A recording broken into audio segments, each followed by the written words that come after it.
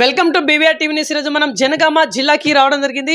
ఇక్కడ జనగామ జిల్లాలో చూసుకుంటే ఏపీటీఎఫ్ అంటే పూర్వ అధ్యక్షులుగా గత 14 సంవత్సరాలు నిజంగా back to back 14 years state president గా విధులు నిర్వర్తించినటువంటి ఎర్రంరెడ్డి నరసింహారెడ్డి గారు మనతోనే ఉన్నారు. యాక్చువల్లీ అప్పుడు ఆ పర్టికులర్ హోదాలో అంటే యాజ్ ఏ ప్రెసిడెంట్ గా ఉన్నటువంటి ఆ పర్టికులర్ హోదాలో ఎట్లాంటి ఫెసిలిటీస్ ని వీరు కల్పించడం జరిగింది అంటే గవర్నమెంట్ టీచర్స్ కి ఎట్లాంటి సఫలీకృతాన్ని అందించడం జరిగింది ఆ పర్టికులర్ హోదాలో అవి తెలుసుకుందాం. నమస్తే సార్, బాగున్నారా? నమస్కారం అండి. బీవీఆర్ టీవీ నాతో ఇంటర్వ్యూ చేయడానికి వచ్చినందుకు వారికి ధన్యవాదాలు. ఓకే సార్, ఏపీటీఎఫ్ ఇప్పుడు ప్రజెంట్ తెలంగాణ రాష్ట్రంలో టీపీటీఎఫ్గా నామకరణం చేంజ్ చేసుకున్నారు. యాక్చువల్లీ ఏపీటీఎఫ్ ఉన్నప్పుడుగానే మీరు 14 ఇయర్స్ అంటే అధ్యక్షులు అనే స్థాయిలో కొనసాగిల్లు. How is your feeling? నేను నా జీవితంలో ఏపీటీఎఫ్ రాష్ట్ర అధ్యక్షునిగా పనిచేయడం అనేది ఓ సదవకాశంగానే ఫీల్ అవుతున్నా.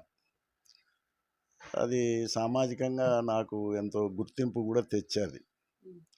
వాస్తవానికి ఆనాడు సంఘాలు కేడర్ వారిగా అంటే స్కూల్ అసిస్టెంట్ అని, హెడ్ మాస్టర్ అని, ఎస్జిటి అని, పండిట్స్ అని, పీఈటీస్ అని వేరువేరుగా ఉండేది. అట్నే యాజమాన్యాల వారిగా ఎయిడెడ్ టీచర్స్ అని, గవర్నమెంట్ టీచర్స్ అని, ట్రైబల్ టీచర్స్ అని, పంచాయరాజ్ టీచర్స్ అని ఇట్లా విడివిడిగా ఉండేది.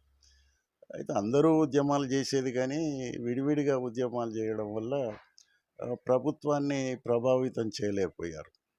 ప్రభుత్వాన్ని ప్రభావితం చేయలేకపోయినప్పుడు మేము ఒక నినాదం ఇచ్చాం. ఉపాధ్యాయుల సమస్యలలో వైరుధ్యం ఏముండదు, మనమంతా కలిసి ఒక సంఘంగా ఉంటే సంఖ్యాపరంగా పెరిగితే ప్రభుత్వాన్ని మనం కన్వీన్ చేయడం కానీ ప్రెషర్ బిల్డప్ చేయడానికి కానీ దోహదపడుతుందని యాజమాన్యాలకు అతీతంగా, కేడర్లకు అతీతంగా ఉపాధ్యాయుడైన వారు ఆంధ్రప్రదేశ్ టీచర్ ఫీల్డ్లో సభ్యులుగా చేరాలనేటువంటి ఒక మేము నినాదం ఇచ్చాం. ఆ నినాదం పనిచేసింది. దాదాపుగా రాష్ట్రంలో 2 లక్షల మంది ఉపాధ్యాయులు ఉంటే నేను అధ్యక్షునిగా పనిచేసినప్పుడు 65,000 మంది ఆంధ్రప్రదేశ్ టీచర్స్ ఫెడరేషన్లో ఉన్నారు. ఓకే సార్, ఇక్కడ ఏపీటీఎఫ్ అనేది మీరు 14 ఇయర్స్ ప్రెసిడెంట్గా పనిచేసారు కదా, అందులో మీరు సక్సెస్ని గావించిల్లా మరి అంటే మీకు ఉండేటువంటి ప్రాబ్లమ్స్ ఏవైతే ఉంటాయో ఆ ప్రాబ్లమ్స్ని రెక్టిఫై చేసి ఆ ప్రాబ్లమ్స్ నుంచి బయటపడేందుకు ఈ ఏపీటీఎఫ్ అనే వింగ్ అనేది మీకు హెల్ప్ఫుల్గా మారిందా? అప్పుడు ఆంధ్రప్రదేశ్ టీచర్స్ ఫెడరేషను సంస్థాపరంగా ఉద్యమాలు చేపట్టింది. సంస్థాపరంగా ఉద్యమాలు చేపట్టినప్పుడు కొన్ని సందర్భాల్లో విజయాలు సాధించింది, కొన్ని సందర్భాల్లో వైఫల్యం చెందింది. ఈ అంశాన్ని కూడా పరిగణలోకి తీసుకున్న తర్వాత రూపంలో సంఘాలు వేరువేరుగా ఉన్న సారంలో సంఘాలు ఐక్యంగా ఉంటే మనం ఒక యూనిటీగా ప్రభుత్వం పైన ఒత్తిడి తీసుకురావడానికి అవకాశం ఉంటుంది. కాబట్టి ఒక ఉమ్మడి వేదిక అవసరాన్ని మేము ఆనాడు ముందు పెట్టాం. ఆనాడు ఉన్నటువంటి 16 ఉపాధ్యాయ సంఘాలు మా విజ్ఞప్తిని స్వీకరించాయి. ఒక ఫెడరల్ బాడీగా FAPTO, federation of Andhra Pradesh teachers organization అని నామకరణం చేసుకొని 16 సంఘాలు ఉమ్మడిగా పోరాటం చేయడం వల్ల చాలా సత్ఫలితాలు సాధించాం. ఓకే సార్, అప్పుడు మీ ముందు ఉన్నటువంటి డిమాండ్స్ అవన్నీ సఫలీకృతం అయినాయా సార్? మరి ఎప్పుడూ డిమాండ్స్ ఉంటూనే ఉంటాయి. కాలం మారుతున్న కొద్దీ డిమాండ్ కూడా మారుతుంది. కొన్ని డిమాండ్లు సహేతుకమైనవి ఉంటాయి, వివక్షతో కూడినటువంటి సందర్భాలు ఉంటాయి, ప్రభుత్వ సాచివేత వైఖరి వల్ల ఏర్పడ్డటువంటి సమస్యలు ఉంటాయి. కనుక ప్రభుత్వ సాచివేత వైఖరి ఉన్నప్పుడు మీ వైఖరి సరి అయింది కాదు, ఉపాధ్యాయుల పట్ల ఇట్లా నిర్లక్ష్యంగా ఉండకూడదు, మీరు సానుకూలంగా స్పందించాలి అనేది మేము ప్రభుత్వానికి చెప్పేది. వివక్ష ఉన్నప్పుడేమో అసలు రాజ్యాంగంలోనే article 14 all are equal before the law అని చెప్తుంటే మీరు ఉపాధ్యాయులుగా పనిచేసేటువంటి వాళ్ళ మధ్యనే, చదువుకున్నటువంటి వాళ్ళ మధ్యనే మీరు విచక్షణ పాటిస్తే మీ ప్రభుత్వాన్ని మేమేమని గుర్తించాలి? ఒక ప్రజాస్వామిక వ్యవస్థలో ఒక ప్రజాస్వామిక ప్రభుత్వం వివక్షారహితంగా అందరినీ ఒకే ఘాటన గట్టి చూడవలసిన బాధ్యత మీకుంది. ఆ నైతికతను విస్మరించడం అనేటువంటిది మీ బాధ్యతారాహిత్యం అనేటువంటిది కూడా మేము నిర్మమాటంగా చెప్పగలిగాము. ప్రభుత్వాలు కూడా స్పందించి కొన్ని సందర్భాలలో మా డిమాండ్‌ను సానుకూలంగా పరిష్కరించినటువంటి చరిత్ర కూడా ఉంది. ఓకే. సార్ ఇప్పుడు ప్రెజెంట్ తెలంగాణ వైడ్‌గా మనం చూసుకుంటే టీపీటీఎఫ్‌గా నామకరణం చేంజ్ చేసుకున్నది. ఆ! సో, ఇప్పుడేమన్నా మార్పులు, చేర్పులేమన్నా జరిగాయా మరి? అప్పటితో పోల్చుకుంటే ఇప్పుడు? అంటే సమస్యలు అప్పటికంటే ఇప్పుడు ఎక్కువైనాయి. ఆహా! విద్యారంగం పట్ల ప్రభుత్వాల యొక్క కన్సర్న్ తగ్గింది. హ్మ్. విద్య అందించడం ప్రభుత్వ బాధ్యత అనేటువంటి స్పృహ తెలంగాణ ఏర్పడ్డాక తెలంగాణ ప్రభుత్వం కోల్పోయింది. హ్మ్. అసలు తెలంగాణ ప్రభుత్వం ఒక ఫ్యూడల్ స్వభావంతోటి పేదలకు విద్య అందిస్తే వచ్చేది ఏం లేదనేటువంటి ఒక దురభిప్రాయంతోటే ఉన్నదనే నాకున్నటువంటి అభిప్రాయం. ఎందుకంటే పాఠశాలలు మూతపడ్డాయి. ఈ 10 సంవత్సరాలలో ఉపాధ్యాయులు కొత్తగా నియామకం కాలేదు. అది యూనివర్సిటీలో కాలేదు, కాలేజీలో కాలేదు, పాఠశాల విద్యలో కాలేదు.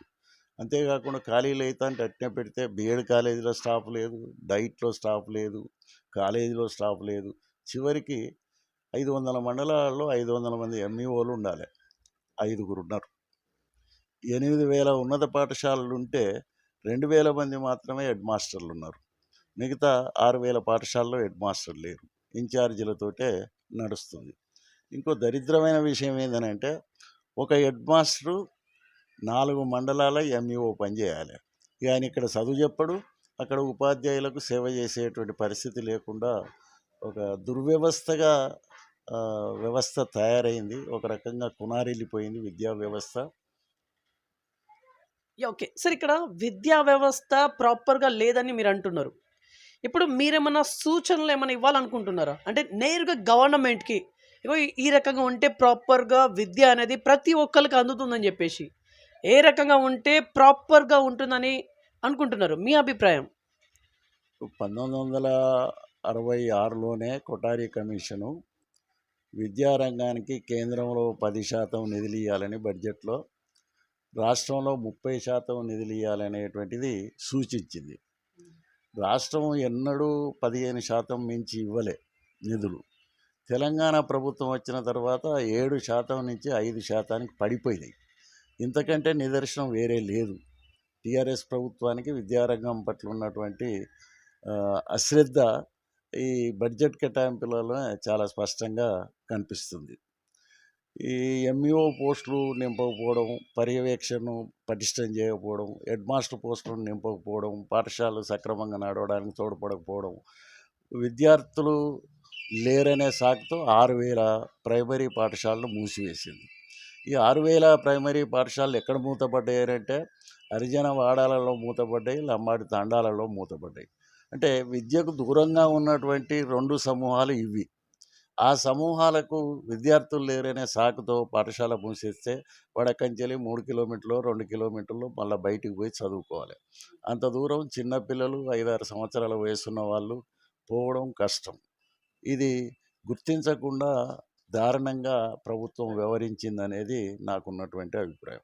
ఓకే. సార్ మీరు అక్కడక్కడ వినే ఉండాలి నాకు తెలిసైతే. ఎందుకంటే ఇక్కడ గవర్నమెంట్ టీచర్స్ అక్కడక్కడ కొంతమంది గవర్నమెంట్ టీచర్స్ అకృత్యాలకి పాల్పడతా ఉన్నారు. రీసెంట్‌గా మీరు కూడా వినొచ్చు. అంటే ఈ రకంగా ధోరణి ప్రెజెంట్ ఆ వ్యవస్థ నడుస్తుందంటే ఇది దేనికి సంకేతంగా తీసుకోవాలి? అంటే ఒక లోపభూయిష్టమైనటువంటి అడ్మినిస్ట్రేషన్ ఉండడం అనేది ఒక అంశం అవుతుంది. ఉపాధ్యాయుడు కూడా ఇప్పుడు 1,20,000 మంది ఉపాధ్యాయులు ఉన్నారు ఇప్పుడు. అందులో మీరు అన్నటువంటి కేసులు 10 వెళ్తుండొచ్చు స్టేట్ వైడ్‌గా. ఈ 10 కేసులను 1,20,000 మంది టీచర్లకు వర్తింపజేయడం అనేది సముచితం కాదు. కానీ ఈ 10 మంది టీచర్లు ఇట్లా దిగజారిపోవడానికి, అనైతికంగా తయారు కావడానికి కారణం ఏందంటే అనేక కారణాలుంటాయి. వాని వ్యక్తిగతమైనటువంటి బలహీనత ఉండవచ్చు. మనకు సంస్కృతి పరంగా వస్తున్నటువంటి శుద్ర సాహిత్యం, శుద్ర సినిమాలు, టీవీలు, యూట్యూబ్‌లు ఇటువంటివన్నీ కూడా మనిషిని డైవర్ట్ చేస్తాయి. మనం బయాలజికల్ ఇన్‌స్టింక్ట్ జీవులం. బుద్ధిజీవులం తర్వాత అయితాం. ముందు జీవులం. జీవులకు ఉండేటువంటి ఇంపాక్టు, రెస్పాన్స్ అనేటువంటిది నిబద్ధత కోల్పోయినటువంటి వ్యక్తిలో, సంస్కారం కోల్పోయినటువంటి వ్యక్తిలో, బాధ్యత కోల్పోయినటువంటి వ్యక్తిలో ఒక సమాజాన్ని ఉన్నతీకరించే అటువంటి పదవిలో ఉన్నటువంటి వ్యక్తిని నేను అనేటువంటి గుర్తింపు కోల్పోవడం వల్ల ఏర్పడేటువంటి సంఘటనలు అది నిజంగా సమాజంలో దురదృష్టకరమైనయనే నేను అనుకుంటున్నా. ఓకే. సార్ ఇప్పుడు ఈ రకంగా జరుగుతుంది అనంటే, ఒక్క మాటలో చెప్పాలనుకుంటే అంటే రాబోయే రోజుల్లో ఇది తగ్గే అవకాశంగా మీకు అనిపిస్తుందా? లేకుంటే ఇది ఇంకా దీని ఇంపాక్ట్ ఇంకా పెరిగే అవకాశంగా మీకు అనిపిస్తుందా? ప్రభుత్వాలు జరుగుతున్నటువంటి అనర్థకాలను గుర్తించి వాటిని నివారించాలని అనుకుంటే తగ్గుతుంది. ఏదో అరాకొర జరుగుతుంది, మా మీద జరుగుతలేదు కదా, మా పిల్లల మీద జరుగుతలేదు కదా అనే పెత్తందారి వ్యవహారంలో ఉంటే పెరుగుతుంది. ఇప్పుడు మీరన్న ఇన్సిడెంట్ జరిగిన టీచర్ను ఏమైనా చేశారా? చర్యలు ఏమైనా తీసుకున్నారా? తీసుకోరు. మళ్ళీ వాడు ఎవరో పైరవేకాన్ని పడతాడు, ఇన్ని పైసలు ఇస్తాడు, అయిపోతుంది, అక్కడికి అయిపోతుంది. అంటే పనిష్మెంట్ కూడా basing on the nature of incident ఉండాలి. అది లేదు. ఇది అంతా రాజకీయంగా తమ వారైతే ఒక రకమైనటువంటి గుర్తింపు ఉంటుంది. తమ వారు కాకుండా వేరే భిన్నమైనటువంటి రాజకీయాలు కలిగి ఉంటే ఒక రకమైనటువంటి శిక్షలు ఉంటాయి. శిక్షలు కూడా నేరాన్ని బట్టి ఉండడం లేదు. అది రాజకీయ సానుకూల వ్యతిరేకులు అనే దాని మీద ఆధారపడినటువంటి ఓ వివక్షాపూరితమైనటువంటి న్యాయ వ్యవస్థ మన వ్యవస్థలో ఉంది. ఓకే. సార్ యాక్చువల్లీ మీరు ఏం సబ్జెక్ట్ బోధించేవారు? మీరు ఏ ఇయర్‌లో జాబ్ వచ్చింది? ఎక్కడెక్కడ మీరు ట్రాన్స్‌ఫర్ అవుతూ ప్రెజెంట్ లాస్ట్ రిటైర్మెంట్ అనేది ఏ స్కూల్‌లో తీసుకోవడం జరిగింది? ఏ సబ్జెక్ట్ మీరు బోధించేవాళ్ళు? నేను ఫస్టు చండ్రుగొండ యూపీహెచ్ చండ్రుగొండ అప్పుడే కొత్తగా వచ్చినటువంటి అప్పర్ ప్రైమరీ స్కూల్లో అపాయింట్ అయ్యాను. 6 మాసాల తర్వాత ఆ నుంచెల్లి మా స్వంత సమితి కొడకండ్లలోని ముత్తారానికి వెళ్ళా. ఆడ 9 సంవత్సరాలు పనిచేశా. ఆడ 9 ఏళ్ళు అయినాక మళ్ళీ 9 సంవత్సరాలు కొడకండ్ల పనిచేసిన.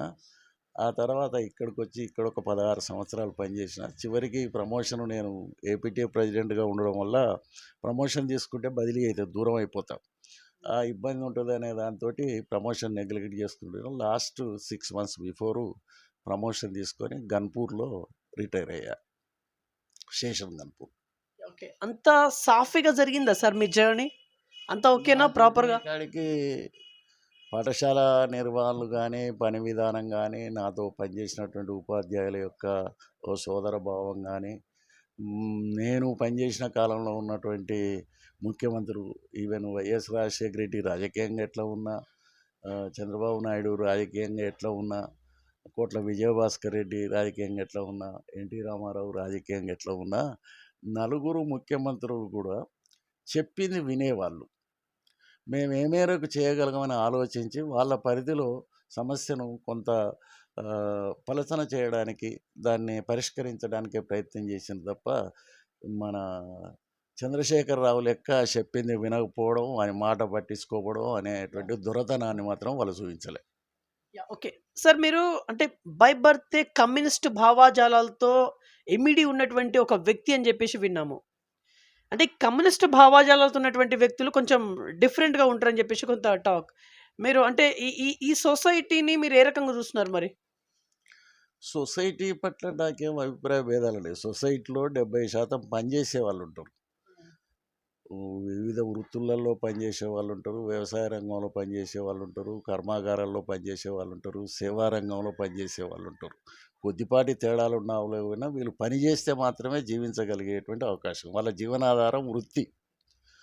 ఆ వృత్తిలో ఉన్నటువంటి వాళ్ళ పట్ల నాకు భిన్నాభిప్రాయం లేదు.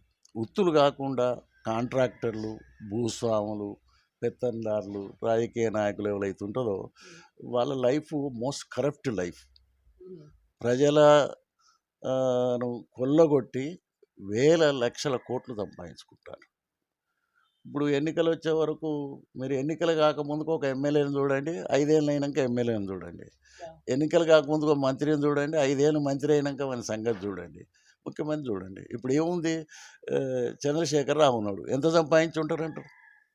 రుజువులు చేయలేకపోవచ్చు. నేను అనుకుంటా అల్లుడో 2 కోట్లు, కొడుకో 2 కోట్లు, బిడ్డో 2 కోట్లు, వీడో 2 కోట్లు, 8-10 వేల కోట్లు సుమారుగా తిని ఉంటారు. అలా అనుమానపడవలసిన అవసరం లేదు. మోస్ట్ కరప్ట్ ఇది జలగల్ లాంటి రాజకీయాలే 20-30 ఏళ్ళ సంది నడుస్తున్నాయి. ఈ జలగల పట్ల నాకు సదభిప్రాయం లేదు. ఓకే. కానీ మీ కమ్యూనిస్ట్ పార్టీలలో కూడా మీరన్నటువంటి జలగలు కూడా ఉన్నారు. అక్కడక్కడ ఉన్నారు. మరి ఇది దీని గురించి ఒక క్లారిటీ ఇవ్వండి. నేను ఏ పార్టీ సభ్యునిగా మాట్లాడలేదు. మార్క్సిజాన్ని విశ్వసించిన వానిగా, అసమానతలు లేని సమాజం కావాలని, దోపిడీ లేని సమాజం కావాలని, పీడన లేని సమాజం కావాలని, పురుషస్వామ్యం లేని సమాజం కావాలని, కుల వ్యవస్థ రద్దు కావాలని, అందరూ సోదరత్వంతో జీవించే ఒక సమసమాజం కావాలనే ఆకాంక్ష నన్ను ఆ వైపు ఆ భావజాలం పట్ల ప్రచారం చేయడంలో కానీ, నేను నా మేరకు ఆచరణలో ఉండడానికి నేను ప్రయత్నం చేస్తున్నా. పార్టీలలో లఫంగులు లేరని నేనేం అనడం లేదు. అలా కూడా ఉండొచ్చు. జెండోటి పట్టుకొని పనోటి చేసేటువంటి నీతిబాహ్యమైనటువంటి వ్యక్తులు అన్ని రంగాల్లో ఉంటారు. కాంగ్రెస్లో 90% ఉంటే, టీఆర్ఎస్లో 90% ఉంటే, టీడీపీలో 90% ఉంటే, కమ్యూనిస్ట్ పార్టీలో 10% కూడా ఉండొచ్చు. సమాజానికి అతీతం కాదు కదా. సమాజంలో ఉండే దుర్మార్గ లక్షణాలన్నీ అందరి మీద పనిచేస్తాయి. ఓకే. సార్, ఇప్పుడు ఏపీటీఎఫ్‌గా మీరు పనిచేస్తున్నప్పుడు గవర్నమెంట్ మీరు అనుకున్నటువంటి ప్రతి డిమాండ్‌ని అంటే కొంత కాల వ్యవధిలోనే సఫలీకృతాన్ని అందించిందా? లేకుంటే గవర్నమెంట్ ఏమైనా కాలయాపన చేసే ప్రయత్నం ఏమైనా చేసిందా అప్పుడున్నటువంటి ఆ టైమింగ్స్‌లలో? నేను పనిచేసిన 14 సంవత్సరాలలో నాకు కలిసి వచ్చిన అంశం ఏంటంటే, నాకు పరిచయం ఉన్న 3 వ్యక్తులు విద్యామంత్రులయ్యారు. చుక్కాల రామచంద్రరావు అని, ఆయన కాకినాడలో ఒక హోటల్ ఉంటుంది. నేను కాకినాడకు వెళ్ళినప్పుడల్లా ఆయన హోటల్లో భోజనం చేసేది. అక్కడనే లాడ్జ్ ఉండేది, నేను పడుకునేది. నాకు అంతకుముందే ఆయనతోటి ఒక స్నేహభావం, నేనంటే ఒక గౌరవభావం ఆయనకుంది. ఆయన లక్కీలీ ఎమ్మెల్యే అయ్యిండు, వెంటనే విద్యాశాఖ మంత్రి అయ్యిండు. ఒక ఏడాది పనిచేసిండు. ఆ తర్వాత కడియం శ్రీయరు, కొంత భావజాల సారూప్యం ఉన్నది. మొదటి సంధి నాకు మంచి మిత్రుడు. నేనంటే ఆయనకు గౌరవం, ఆయనంటే నాకు గౌరవం. ఆయనే ఒక 8 సంవత్సరాలు విద్యాశాఖ మంత్రిగా పనిచేసిండు. ఆ తర్వాత మండవ వెంకటేశ్వరరావు పనిచేసిండు. మండవ వెంకటేశ్వరరావు ఫాదరు నాకు మంచి మిత్రుడు. ఆయన వ్యవసాయ రంగ రైతుల నాయకుడు. ఆయన సమావేశాలు పెట్టినప్పుడల్లా నన్ను పిలవడం, అట్లా అతని పట్ల కూడా నాకు 3 మంత్రులు కూడా సహకరించారు. ఈ 3 మంత్రులే కాకుండా ఏ మాటకు ఆ మాట చెప్పాలంటే, చంద్రబాబు నాయుడు నేను చూసిన మొత్తం ముఖ్యమంత్రుల్లోకెల్లా విద్యారంగం పట్ల కన్సర్న్ చూపించాడు. పాఠశాల లేదండి, ఉంటే బాగుంటుంది, ఇచ్చేసేయండి. ఒకడే టీచర్ ఉండండి, 2 టీచర్లు కావాలి, ఇచ్చేసేయండి. సైన్స్ బోధించే ఉపాధ్యాయులు లేరు, ఇంగ్లీష్ బోధించే ఉపాధ్యాయులు లేరు, సబ్జెక్ట్ టీచర్లు మీరు నియామకం చేయండి అని చేశారు. హై స్కూళ్ళల్లో పీడీ పోస్టు కావాలి, పీఈటీలకు ఇప్పటిదనక మామూలుగా పీఈటీ ఉంటున్నాడు, స్కూల్ అసిస్టెంట్ డెవలప్ చేయండి అంటే అట్లా 1000 పోస్టులు ఇచ్చారు. అలాగే grade 2 Telugu pundits, Hindi pundits grade 1 qualifications ఉన్నాయి, కానీ వాళ్ళు గ్రేడ్ 2లో పనిచేస్తున్నారు. వీళ్ళు ఉన్నత విద్యార్హతలు కలిగి పనిచేస్తున్నారు. వాళ్ళకు కొంత ప్రమోషన్ ఇవ్వండి అంటే అవి కూడా ఇచ్చాడు. ఇంకా వేరే చిన్న చిన్న అసంబంధాలు ఏవి తన దృష్టికి తెచ్చినా సానుకూలంగా ఇచ్చాడు. ఓపెన్గా చెప్పేది, మా దగ్గర ఫైనాన్స్ లేదండి, ఇప్పుడు ఇవ్వలేమనేది, కానీ సమస్యను ఎప్పుడు రిఫ్యూజ్ చేయలే. ఓకే సార్, ఇప్పుడు మీ ఒపీనియన్ ప్రకారము అప్పటి విద్యా వ్యవస్థ అనేది చాలా బాగా ఉందని చెప్పేసి మీరే అన్నారు. ఇప్పటి విద్యా వ్యవస్థ అనేది అంత ప్రాపర్గా లేదు, ఇన్‌ప్రాపర్‌గా ఉందని చెప్పేసి అంటా ఉన్నారు. తలకిందులుగా ఉందంటున్నారు. ఓకే. సరే, ఇప్పుడు అప్పటి విద్యా వ్యవస్థ బాగుందంటే ఎవరి వలన బాగుంది? ఇప్పటి విద్యా వ్యవస్థ బాగాలేదనుకుంటే ఎవరి వలన బాగలేదు? డిఫరెన్సెస్ చెప్పండి. నాయకుడు వ్యవహరించే దాన్ని బట్టి యథా రాజా తథా ప్రజ అన్నారు.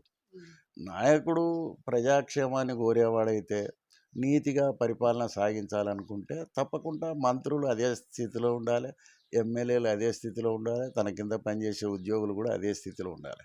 కానీ నాయకుడే లఫంగా అయితే, దొంగ అయితే, అవినీతిపరుడైతే, అహంకారి అయితే అది అందరికీ ఆ జాడ్యం అంటుతుంది. ఇంకా అది తొందరగా అంటుతుంది. మంచి తొందరగా వ్యాప్తి చెందదు, కానీ చెడు తొందరగా వ్యాప్తి చెందుతుంది. అది సమాజానికి చాలా అనర్థకాన్ని తెచ్చిపెడుతుంది.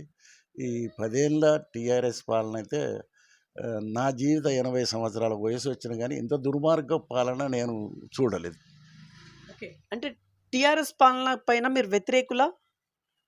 చెప్తున్నా కదా, దుర్మార్గ పాలన. మనం తెలంగాణ కొట్లాడి చావులకు, అనేక ఉద్యమాలకు, అనేక కేసులకు భరించి దాదాపు 1200 మంది చనిపోయారు 69లో. మళ్ళా మొన్న కూడా చనిపోయారు. అనేక మంది ఆత్మహత్యలు చేసుకున్నారు. అనేక కేసులు ఇవన్నీ చేసి మనం తెలంగాణ తెచ్చుకుంటే ఒక కులము పాలన, ఒక వ్యక్తి పాలన 10 సంవత్సరాలు కొనసాగింది. కానీ మరి నేను 70 నుంచేలే నాకు జ్ఞానం వచ్చిన కాంచి చూస్తున్నా, ఈ రాష్ట్రంలో కులం పాలన, వ్యక్తి పాలన అనేది లేదు. ఇంతో అంతో ప్రజాస్వామ్యం కనీసం మంత్రిమండలి వరకన్నా వ్యాపించి ఉన్నది. కానీ ఇది అట్లా కాదు. తను చెప్పింది వినాలి, తను చెప్పింది చేయాలి. తనకెవ్వడు చెప్పేటోడు లేడు. అన్నీ తనకే తెలుసు. తను చేసింది మంచి అని అనుకోవాలి అంతే అనే ఓ ఫ్యూడల్ అహంకారం కేసీఆర్లో ఉంది. అసలు నాకు తెలిసి ఇంత అహంకార రాజకీయవేత్త ఇండియాలో లేడు. ఓకే. సరే, లాస్ట్ అండ్ ఫైనల్లీ సొసైటీకి మీరిచ్చే మెసేజ్ ఏంటి సార్? ఫైనల్ వన్ ఇంకా. సమాజం అర్థం చేసుకోవాలి. రాజకీయ నాయకులు, మీడియా, ఇతరత్ర ఇవన్నీ కూడా ప్రజా వ్యతిరేక ప్రచారం చేస్తున్నాయి. ఈ ప్రజా వ్యతిరేక ప్రచారానికి తలొగ్గి భ్రమంలో వెళ్ళి కష్టపడేదానికంటే ఆలోచించి నిర్ణయాలు తీసుకోండి. మీకు ఎవరు మీ క్షేమాన్ని కాంక్షిస్తున్నారు, ఎవరు న్యాయంగా ఆలోచిస్తున్నారు, ఎట్లయితే సమాజం ముందుకు పోద్ది, మీ సమస్యలు పరిష్కారం అవుతుంది అనేది ఆలోచించాలంటే దానికి మార్క్సిజం ఒకటే పరిష్కారం అనేది నేను ప్రతి చోట బలంగా చెప్తున్నా. కొస ఊపిరిదానికి కూడా అదే చెప్తా.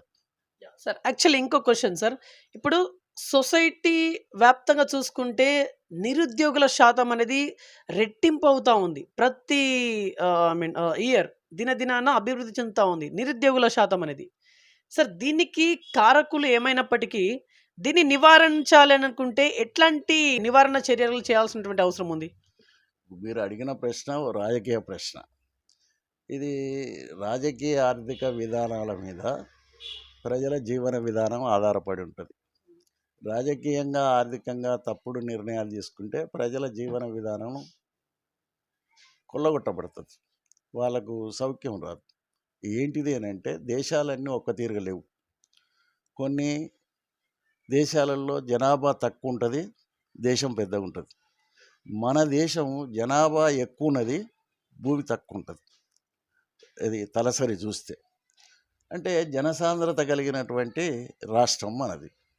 జనసాంద్రత కలిగినటువంటి రాష్ట్రంలో ఆర్థిక విధానాలు కానీ, పారిశ్రామిక విధానం కానీ, వ్యవసాయ విధానాలు కానీ ఎట్లా ఉండాలంటే లేబర్ కేంద్రీకృత, శ్రమ సాంద్రత కలిగినటువంటి పరిశ్రమలనే మనం పెట్టుకోవాలి.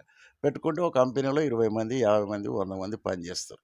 అదే సాంకేతిక సాంద్రత కలిగినటువంటి పరిశ్రమలు పెట్టుకుంటే 100 మంది పనిచేసే కాడ 10 మందే పనిచేస్తారు. 90 మందికి నిరుద్యోగం పెరుగుతుంది. తప్పుడు పారిశ్రామిక విధానం, తప్పుడు వ్యవసాయ విధానం వల్ల ఈ అనర్థకం దాపురుతుంది. ఇది 1990 నుంచి దారుణంగా పెరిగిపోతుంది. ఓకే సార్, ఫైనల్ వన్ ఇంకా ఏపీటీఎఫ్ పూర్వ అధ్యక్షులుగా ఉన్నటువంటి మీరు ఫైనల్ వన్ ఇంటర్వ్యూ కన్క్లూడ్ ఇచ్చేసే ముందు ఏమైనా చెప్పి ముగించాలనుకుంటున్నారా? Final one. ప్రజలు భ్రమలకు గురి కాకూడదు. ఇప్పుడు వైయక్తికత పెరిగిపోయింది.